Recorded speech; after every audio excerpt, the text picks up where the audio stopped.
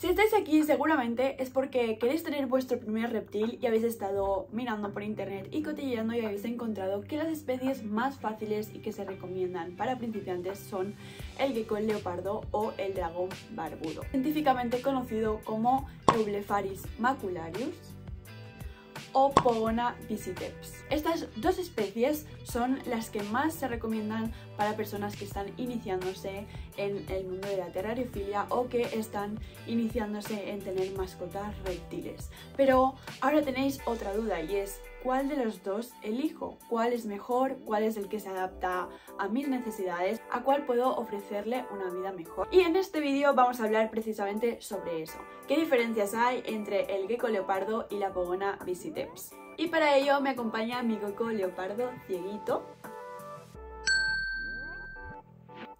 Algunos ya los conocéis porque hace poco subí el vídeo de su historia y cómo llegó hasta aquí, así que si os interesa os lo dejo por aquí arriba. Y para empezar voy a hablaros de por qué tanto el gecko como la pogona se recomiendan para principiantes. En primer lugar, ambas especies son súper dóciles, es decir, son animales que son muy manipulables, que raramente nos atacarán o nos pegarán un bocado, ¿vale? Son animales que se mantienen hace muchísimos años en cautividad, que están acostumbrados al humano. Entonces es muy raro que nos encontremos con un ejemplar agresivo. Obviamente existen porque cada ejemplar es diferente, pero en general es muy raro que tanto un gecko como una pogona sean agresivos. Y luego porque son dos especies muy resistentes. ¿A qué nos referimos cuando decimos que un reptil es resistente? Los reptiles son animales que no pueden producir su propio calor corporal y por lo tanto ellos lo cogen de fuentes externas a ellos.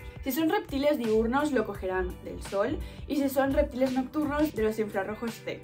¿Vale? Que es un tema que si os interesa puedo tocar, pero es algo aparte. El caso es que ellos cogen el calor de su entorno y es por esto que nosotros en el terrario necesitamos proporcionarle una fuente de calor.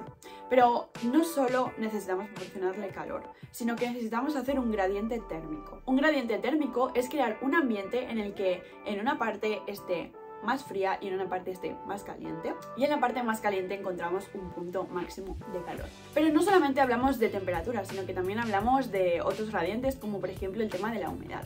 En estos animales, tanto en los geckos como en las pogonas, solo necesitamos recrear lo que es la temperatura. Ellos son, tanto uno como otro, de ambientes áridos, de ambientes secos, no necesitan humedades elevadas, con lo cual una humedad entre 35 y 55%, que es una humedad que ya se crea sola en el terrario sin necesidad de hacer nada más, es la que necesitaremos. Y es por esto que se dice que son animales para principiantes, porque no debemos fijarnos en otras cosas. Para un principiante puede ser algo difícil tener que controlar subidas de humedad, tener que pulverizar o montar sistemas de lluvia. Estos animales solo necesitan calor, así que por eso es bastante fácil su mantenimiento. Y además son animales que pueden aguantar temperaturas por debajo o por encima, unos grados, de lo que sería su temperatura ideal. Aparte de esto podemos encontrar muchísimas fases diferentes. Las fases es como se llama a los distintos tipos de coloraciones y de patrones que tienen los animales. En los geckos hay muchas más fases que en las pogonas, pero en las pogonas también encontramos mucha variedad.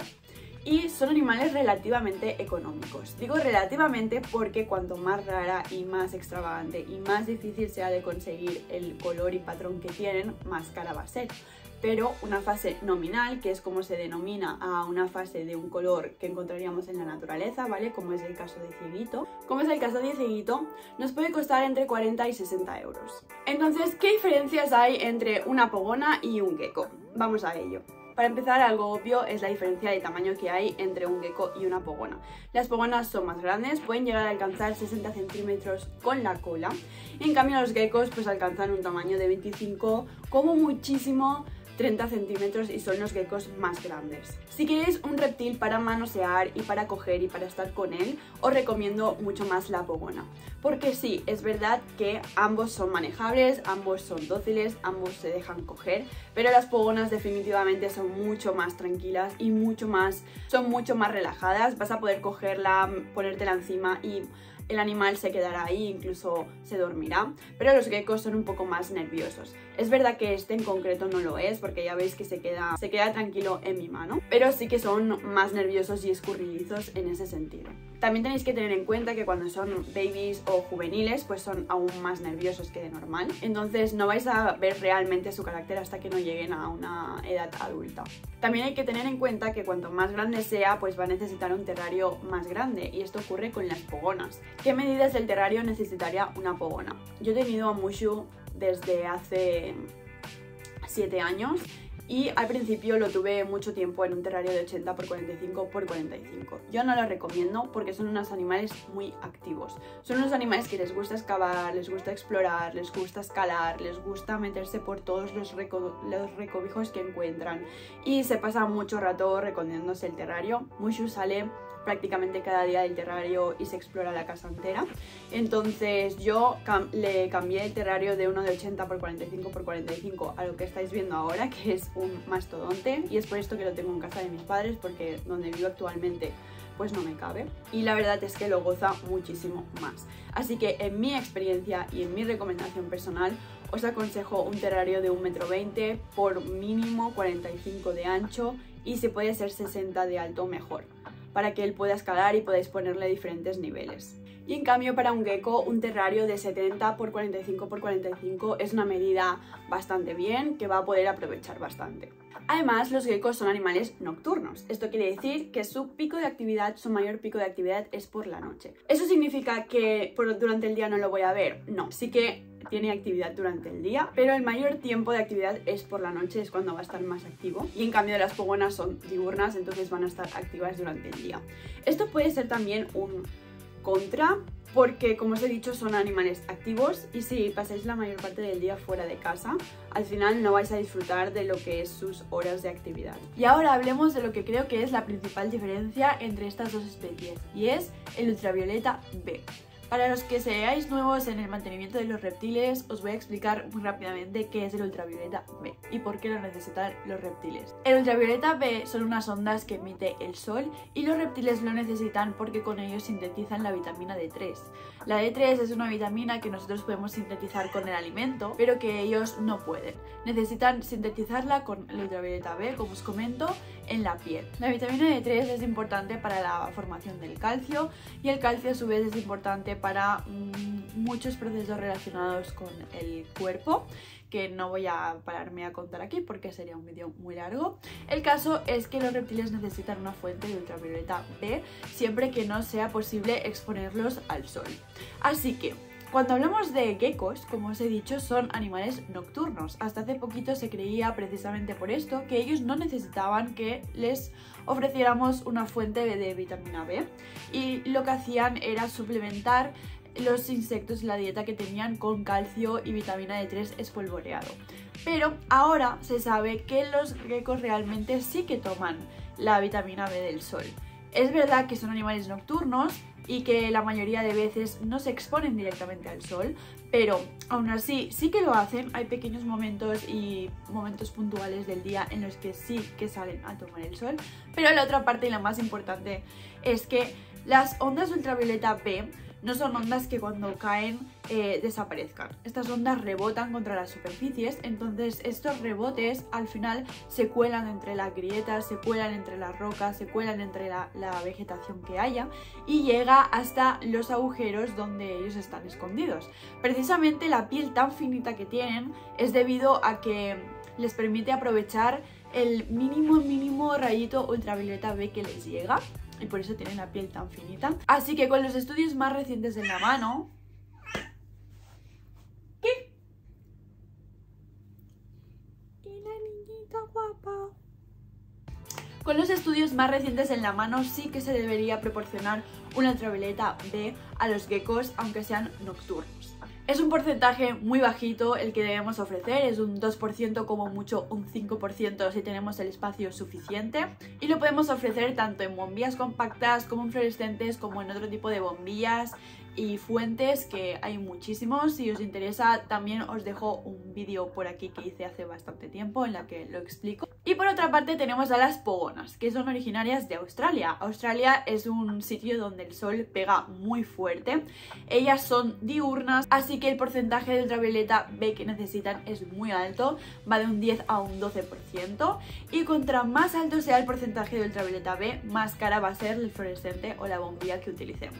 Así que en ese sentido, en cuanto a la iluminación del terrario, diríamos, son más caras las pogonas porque necesitan más potencia y también porque necesitan un poquito más de calor en el terrario, así que necesitaremos fuentes de calor más potentes, con lo cual pues serán más costosas y pues gastarán más.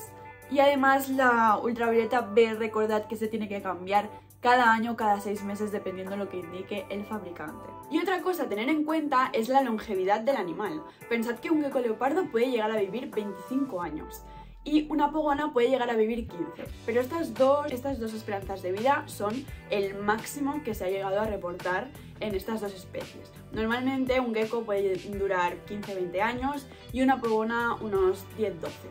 Y cuando hablamos de alimentación, los geckos son insectívoros estrictos. Esto significa que se alimentan solamente de insectos, pero las pogonas son omnívoras y se alimentan tanto de proteína animal, insectos y puede ser algún pequeño ratón, como vegetal. Y cambia su dieta de cuando son babies a cuando son adultos. Una pogona baby tiene un 80% de su dieta de insectos y un 20% de su dieta de vegetales, mientras que cuando son adultos se pone a la inversa.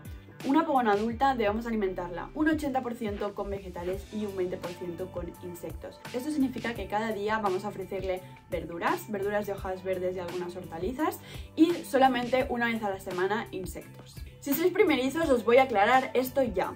Los reptiles no son mamíferos, Esto significa que no deben comer cada día. Tanto el gecko como la pogona son especies oportunistas. Esto significa que ellos comen cuando tienen la oportunidad.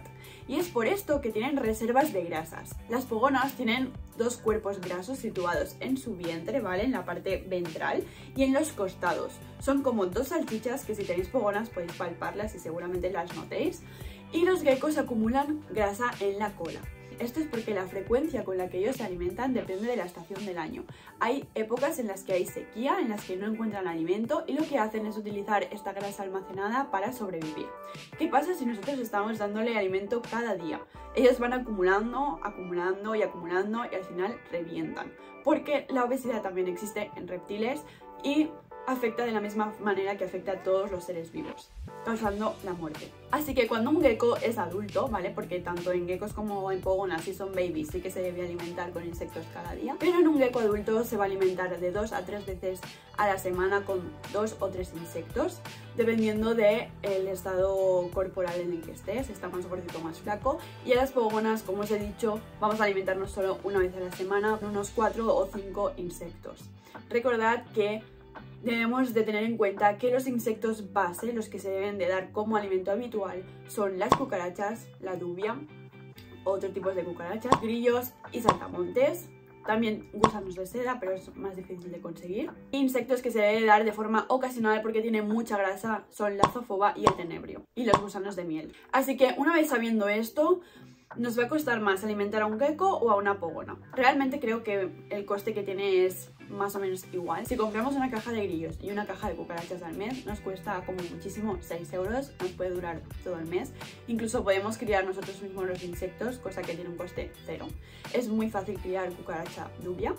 Y para los pogonas pues es simplemente comprar una bolsa típica de esas ensaladas gourmet que vienen un montón de verduras de hojas verdes y comprar una o dos hortalizas diferentes cada semana y ya estaría. Para acabar, sí que tener en cuenta que quizá los geckos leopardas son un poquito más delicados que las pogonas en el tema, por ejemplo, de retención de muda, porque es verdad que cuando mudan pues necesitamos aumentarles un poquito la humedad, y esto es algo que se puede hacer muy fácilmente metiendo en una cueva del terrario un poco de fibra de coco y pulverizarla para humedecerla cuando están en época de muda. Y también pueden tener problemas con tipo obstructivo, que se coman sustrato y se haga una impactación. Esto realmente lo pueden tener todos los reptiles, pero sí que es verdad que por alguna razón en los geckos es bastante común que suceda, mucho más que en otras especies. Yo personalmente he vivido muchos años con mi pogona, con Mushu. Fue el primer reptil que tuve y creo que personalmente me decantó más por las pogonas porque me encanta el carácter que tienen, realmente son como un perrito, pero no os confundáis con esto. No quiero decir que sea un animal que os va a reconocer, que venga a saludaros, ¿vale? Simplemente son unos reptiles que dentro del mundo de los reptiles pues se dejan acariciar y manipular y son un poco más parecido, pero no es lo mismo, pero son un poco más parecido a lo que sería un mamífero que, por ejemplo, un gecko. Así que por esa razón yo me decanto por las pogonas. Pero bueno, los geckos también son una pasada de bichos. Yo nunca me había planteado tener uno, pero desde que tengo a Cieguito, la verdad es que estoy muy contenta y enamorada de él. Así que este ha sido el vídeo de hoy. Espero que os haya gustado. Espero que os haya ayudado a decidiros entre una especie o otra. Si os gustan mis vídeos, recordaros suscribiros porque me apoyáis muchísimo, y si tenéis la idea o queréis que hable sobre una especie en concreto también me lo podéis dejar en los comentarios, y me podéis dejar también en los comentarios al final por qué especie os habéis decidido al final, por un gecko o una pogona. Nos vemos en un nuevo vídeo.